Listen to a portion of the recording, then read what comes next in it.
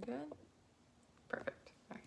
Hey guys, so in this video, I want to talk to you about changing your relationship with failure. When we take on a risk of any magnitude, there's always a chance that we're going to fail. That's just how it is. Nothing in life is perfect. We can't predict the future, so we just have to do our best and keep growing forward. So I'm not gonna waste any time with the intro. Let's hop right in. So let me be totally honest here. Rolling with failures hasn't always come easy to me. Anytime that I experience disappointment or failures or things just didn't work out as planned, I used to get really down on myself. And sometimes the negative stories that would run through my head were so loud, like, you're not good at this. Who do you think that you are? Why are you even trying that? Or other times, it was a situation where things were just out of my control, and I would think that I was being punished, that the world was out to get me. I would literally throw myself a pity party, like, why isn't anything going right? But I realized that all of this was a huge waste of time and energy. So I worked really hard to pull myself out of those dark spaces. I would focus on the truth, like,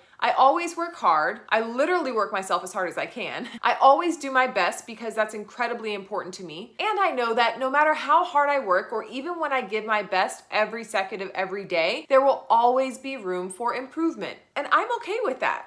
I also have to remind myself that sometimes things are just out of my control. And mostly when those feelings of failure or depression start to creep up. Did that girl just say depression? I always pull myself back to center by telling myself, this isn't the end of the story. Not if I choose my next response wisely. See, that's it right there. How you change your relationship with failure is how you choose to respond to it. I'm going to tell you a quick story.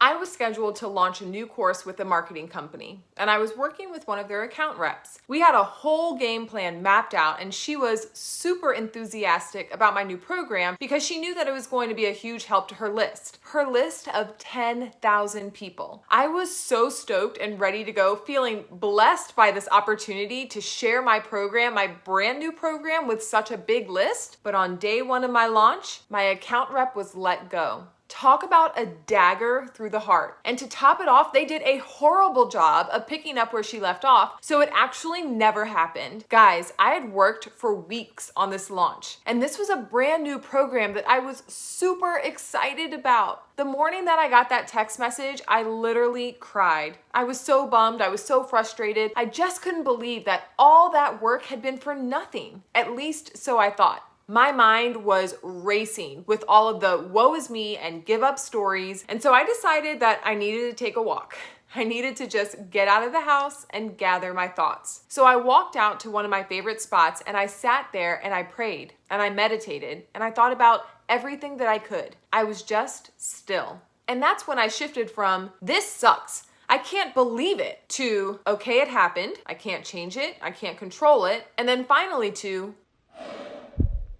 all right, what do I do next? You know, I had to give myself a little pep talk there. We gotta do that sometimes, guys. See, here's the thing. I already knew what my next 3 steps were. I just wasn't ready or prepared to execute them until after this particular launch. So I thought, okay, I can waste time wallowing and being upset about whatever didn't happen, or I can move these ideas up on the priority list and keep it moving. After I gathered my thoughts, I made my way home and started hammering out the details to get the other plans in motion. What could have been a woe is me day turned into a super productive day. I got so much done and ended up having an incredibly successful launch without the help of anyone else, without the help of a company. I did it all on my own. So my point is, if you want to change your relationship with failure, you have to shift your perspective on it. Failure doesn't define you, it refines you. If you use it the right way, it can motivate you and push you to accomplish so much more and work even harder. And I've learned over and over again that closed doors, they actually keep you on your path. You may think that a missed opportunity is a setback, but it could be a blessing. Everything is not for you, and what is for you will never pass you.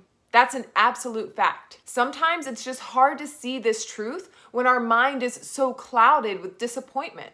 One more thing, it's just another lesson I've learned over and over again. Disappointment comes from our controlled and rigid expectations. If you learn how to flow with life's ups and downs, then you're not going to dwell on disappointment. You're going to be able to bounce back whenever there is a plot twist, and you get better at bouncing back by practicing. Every time that life doesn't go your way, whether it's a setback in business or a setback in your perfectly planned day, whatever it is, just flow with it, grow from it, and keep pushing forward. All right, if you like this video, then you know what to do. Give it a thumbs up, especially if you are deciding that you're gonna change your relationship with failure. And while you're down there giving it a thumbs up, make sure that you subscribe. And if you have any questions, or if you just wanna share how you're changing your relationship with failure, drop those in the comments below. I would love to hear from you. All right, guys, see you later.